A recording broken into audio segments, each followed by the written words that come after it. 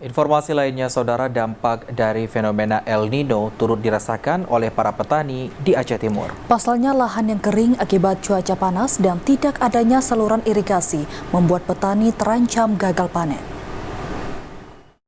Fenomena El Nino yang diprediksi akan terjadi turut dikhawatirkan sebagian petani di Desa Senebuk Bace, Kecamatan Idiraya, Kabupaten Aceh Timur.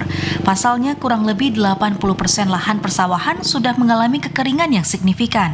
Dan para petani juga masih menggunakan sistem cocok tanam tada hujan akibat belum mempunyai saluran irigasi yang memadai sehingga terancam gagal tanam. Kepala Desa Senebuk Bace, Mustardi, mengatakan saat ini petani sangat membutuhkan penyaluran air yang maksimal guna proses bercocok tanam yang sudah bisa dimulai. Agar pendistribusian air semakin mudah, pihaknya sudah berkoordinasi dengan pihak berwenang untuk bisa membuat saluran irigasi.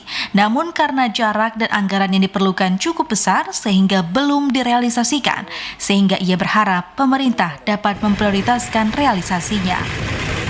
Supaya bagaimana irigasi itu bisa tembus ke desa kita, bahwasanya biar nggak ada fenomena kekeringan lagi, supaya masyarakat di sini bisa menanam padi atau petani-petani lain untuk bisa maksimal sebagaimana mestinya seperti desa-desa yang lain.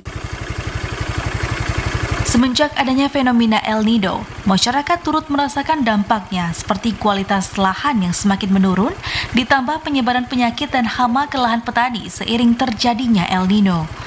Dari Aceh Timur, Said Maulana, TVRI melaporkan.